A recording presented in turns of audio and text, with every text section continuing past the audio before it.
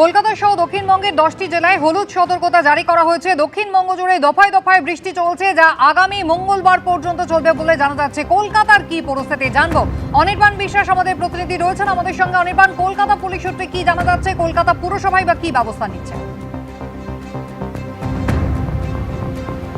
দেখো, তোমাকে প্রথমে জানিয়ে রাখি যে কলকাতা পুরসভা ইতিমধ্যে কিন্তু তার যে কন্ট্রোল রুম, সেই কন্ট্রোল রুম কিন্তু ইতিমধ্যে তারা খুলেছে। এবং তুমি জানো যে 21শে জুন যেহেতু আন্তর্জাতিক যোগা দিবস রয়েছে, প্রধানমন্ত্রী নরেন্দ্র মোদী তিনি শহরে আসছেন, স্বাভাবিকভাবে কর্পোরেশনের যারা বিভিন্ন কর্মীরা রয়েছে তাদের ছুটি কিন্তু ইতিমধ্যে বাতিল করা হয়েছে। এবং আমরা কর্পোরেশন সূত্রে যতটুকুনি খবর পাচ্ছি তাতে কিন্তু প্রতি মুহূর্তে তারা আবহাওয়া দপ্তরের সাথে তারা কিন্তু যোগাযোগ রেখে চলেছে। অন্যদিকে কিন্তু কলকাতা পুলিশ সূত্রে, অর্থাৎ কলকাতা ট্রাফিক পুলিশ সূত্রে আমরা যা জানতে পারছি সেটা হচ্ছে সেন্ট্রাল অ্যাভিনিউর উপরে কিন্তু একাধিক জায়গায় কিন্তু জল জমেছে, যেমন মুক্তারাম বাবু স্ট্রিট, গিরিশ পার্কের কাছে, এরকম বিভিন্ন জায়গায় কিন্তু পকেটে পকেটে জল দাঁড়িয়ে গিয়েছে। এর পাশাপাশি কিন্তু আমার স্ট্রিট, সেখানেও জল রয়েছে। বেশ কয়েকটা আন্ডারপাস সেখানেও কিন্তু জল জমেছে, যেমন Maniktala underpass, Ultadanga underpass, Patipukur underpass, এই সমস্ত জায়গায় জল জমেছে। অন্যদিকে যদি দক্ষিণের ছবিটা দেখা যায়, কলকাতা পুলিশ বলছে দক্ষিণে সেই অর্থে বিরাট প্রভাব না পড়লেও কিন্তু বেশ কিছু পকেটে কিন্তু অল্প বিস্তর জল জমছে এবং সে কারণে কিন্তু গাড়ির গতি অত্যন্ত স্লথ। অন্যদিকে পুরসভা যেটা বলছে যে তাদের কিন্তু তরফ থেকে কিন্তু যাবতীয় ব্যবস্থা, সেই ব্যবস্থা কিন্তু করা রয়েছে। কারণ এই মুহূর্তে তুমি জানো যে কলকাতা পুরসভায় কোনো পুরো বোর্ড নেই, স্বাভাবিকভাবে সবটাই কিন্তু এই মুহূর্তে অ্যাডমিনিস্ট্রেটর যিনি রয়েছেন স্মিতা পান্ডে, তার নজরদারিতে, তার পর্যবেক্ষণে চলছে। আধিকারিকদের তরফ থেকে যেটা এই মুহূর্তে সবচেয়ে গুরুত্বপূর্ণভাবে চেষ্টা করা হচ্ছে, যাতে যেখানে যেখানে জল জমছে দ্রুত যাতে জল সেখান থেকে সরিয়ে ফেলা সম্ভব হয়, সেইটার উপরে কিন্তু জোর দেওয়া হচ্ছে। তার জন্য আমরা দেখেছি যে যেহেতু সামনে আন্তর্জাতিক যোগা দিবস রয়েছে, প্রধানমন্ত্রীর অনুষ্ঠান রয়েছে রেড রোডে, সেই কথা মাথায় রেখে ধর্মতলা সংলগ্ন যে সমস্ত জায়গা রয়েছে সেখানে ম্যানহোল থেকে অতিরিক্ত মাত্রায় যে পলি, সেই পলি তোলার কাজ করা হয়েছে। এর পাশাপাশি স্ট্যান্ড বাই মোডে কিন্তু সাকশন যে গাড়িগুলি রয়েছে, অত্যাধুনিক গাড়ি রয়েছে কলকাতা পুরসভার, সেই সাকশন গাড়িগুলো কিন্তু কলকাতার বিভিন্ন জায়গায় স্ট্যান্ড বাই মোডে রয়েছে। অন্যদিকে পুরসভা যেটা বলছে, যেভাবে বৃষ্টি হচ্ছে এইভাবে যদি বৃষ্টি চলতে থাকে এবং জোয়ারের সময় যদি বৃষ্টি হয় তাহলে লক গেটগুলো খোলা সম্ভব হয় না। অন্যান্য বছর যে পন্থা তারা নেন, এবছরও কিন্তু সেই একই পন্থা তারা নেবেন। সেক্ষেত্রে কিন্তু লক গেট বন্ধ থাকা অবস্থায় যদি ভারী বৃষ্টি হয় শহরে, তাহলে সেক্ষেত্রে তারা পাম্প দিয়ে জমে থাকা জল সেটাকে কিন্তু ওভারফ্লো করিয়ে গঙ্গায় ফেলার একটা পরিকল্পনা করবে, এমনই কিন্তু এখনো পর্যন্ত সিদ্ধান্ত হয়েছে।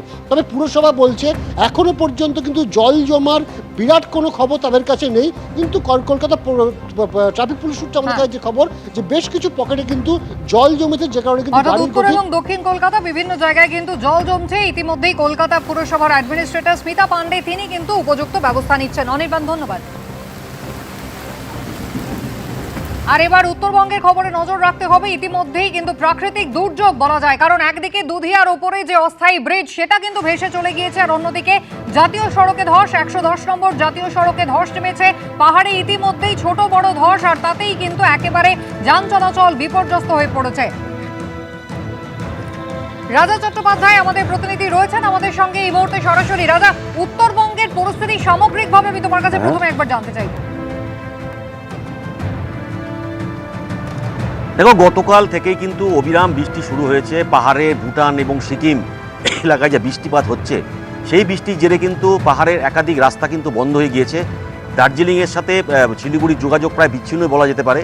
110 নম্বর যে রাস্তা রয়েছে সেখানে কিন্তু ধস পড়েছে এবং একাধিক নদীর কিন্তু জল বাড়ছে।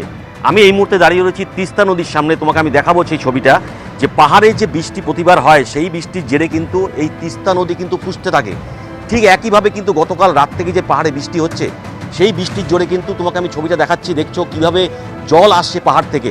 স্বাভাবিকভাবেই এইসব এলাকায় কিন্তু ইতিমধ্যেই সেচ দপ্তরের তরফ থেকে অসংরক্ষিত এলাকা যেগুলো রয়েছে সেখানে কিন্তু হলুদ সংকেত জারি করেছে। সব মিলিয়ে কিন্তু পাহাড়ের যে পরিস্থিতি এবং ডুয়ার্সের একাধিক নদী কিন্তু জল বাড়তে শুরু করেছে। যেমন তুমি জানো যে পাহাড়ে অবিরাম বৃষ্টি হতে থাকলে ডুয়ার্সের যে একাধিক নদীগুলো রয়েছে সেই নদী কিন্তু জল বাড়তে শুরু করে। স্বাভাবিকভাবেই কার্শিয়াঙ্গে দুধিয়ায় ভেঙে পড়েছে অস্থায়ী সেতু। বিভিন্ন জায়গায় কিন্তু এরকম ঘটনা ঘটবে।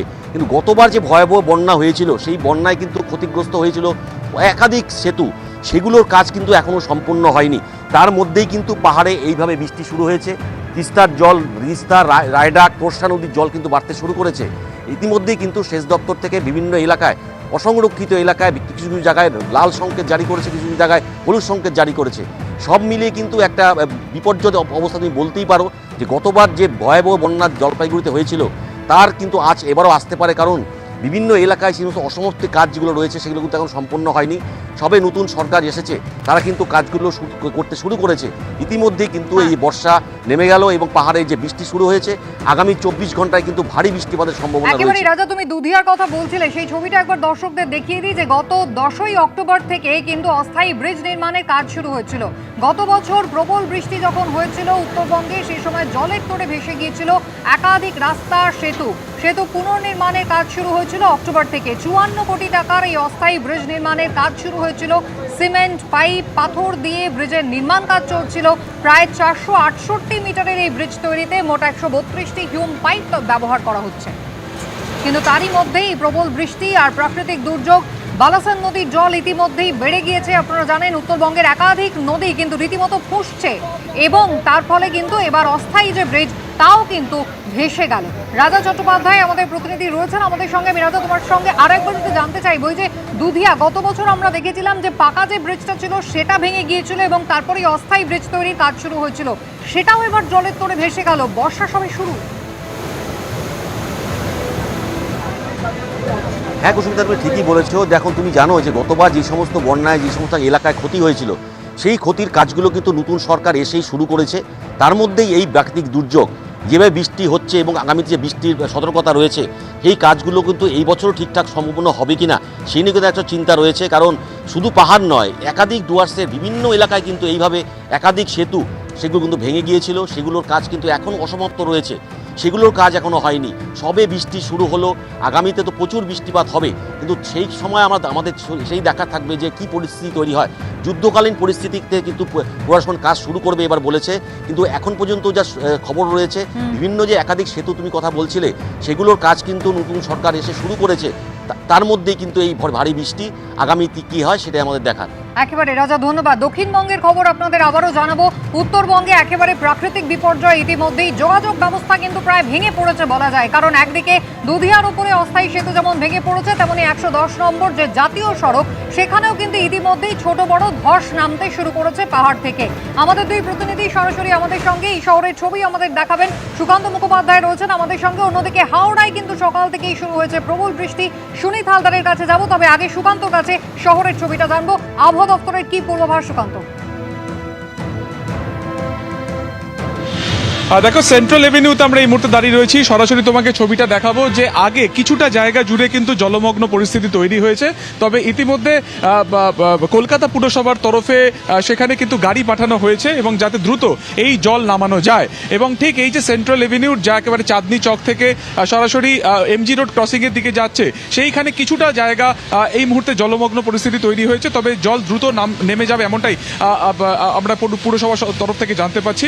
আজকে সকাল থেকে যে চিত্রটা ছিল, অন্ততপক্ষে সকাল 8টা পর্যন্ত কালো মেঘে ঢেকে গিয়েছিল গোটা শহরের যে আকাশ সীমা থাকে সেটা, এবং তারপরে 8:30টার কিছু পর থেকে ঝোড়ো হাওয়া, তার সঙ্গে প্রবল বৃষ্টি শুরু হয়।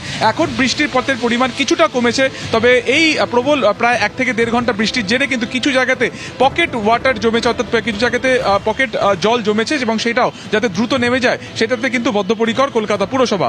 আমরা জানি যে আগামী কাল এবং পরশু ভিআইপি মুভমেন্ট রয়েছে, বিশেষ করে রবিবার দিনকে যোগা দিবস রয়েছে, এবং এই বৃষ্টির যে পূর্বাভাস সেটাও কিন্তু আগামী রবিবার পর্যন্ত অতি প্রবল রয়েছে। ফলত একদিকে যেমন শহরকে সচল রাখা একটা অত্যন্ত কড়া চ্যালেঞ্জ কলকাতা পুরসভার কাছে, তার পাশাপাশি যাতে কোথাও জল না জমে, যাতে সুষ্ঠুভাবে আগামী রবিবারের যে কর্মসূচি রয়েছে সেটা যাতে পুরোপুরি ঠিকভাবে হয়, সেটাতে বদ্ধপরিকর কিন্তু কলকাতা পুরসভা। আলিপুর আবহাওয়া দপ্তর সূত্রে যেটা খবর, যে উত্তরবঙ্গ তো বটেই, পাশাপাশি দক্ষিণবঙ্গের 10টি জেলাতে কিন্তু হলুদ সতর্কতা ইতিমধ্যে জারি করা হয়েছে, এবং যে কারণে কিন্তু এই ভারী থেকে অতি ভারী বৃষ্টির সম্ভাবনা আগামী রবিবার পর্যন্ত রয়েছে।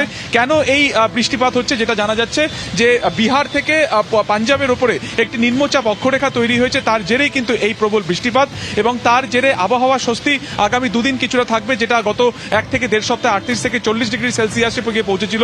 আর্দ্রতাজনিত কারণে একটা ব্যবসা গরমে তৈরি হয়েছিল, সেই জায়গা থেকে কিন্তু এই যে আবহাওয়ার পরিবর্তন সেটা কিছুটা স্বস্তি দেবে। তবে যে শহরের ছবি তোমাকে দেখাচ্ছি, যে বেশ কিছু জায়গাতে কিন্তু ইতিমধ্যেই ব্যবস্থা নিতে শুরু করেছে যাতে কোনোভাবেই জল না জমে। হাওড়ার কি পরিস্থিতি, সুনীত হালদার আমাদের জানাবেন। সুনীত, হাওড়ায় প্রবল বৃষ্টি হচ্ছে সকাল থেকে, আমরা জানি পিছনে জল জমে রয়েছে দেখছি রাস্তায়।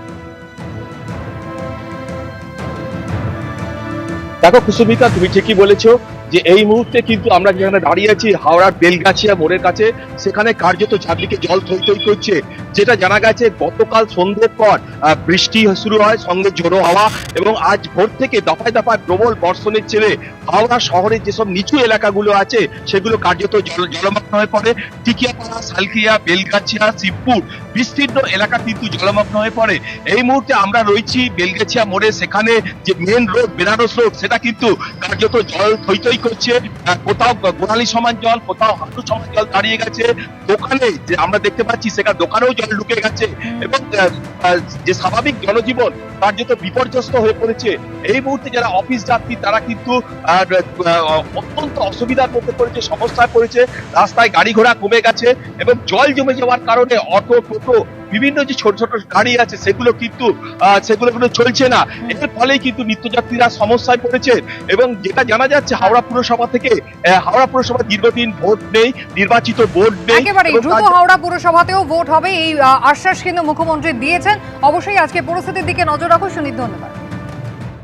এবিপি আনন্দ, এগিয়ে থাকে, এগিয়ে রাখে।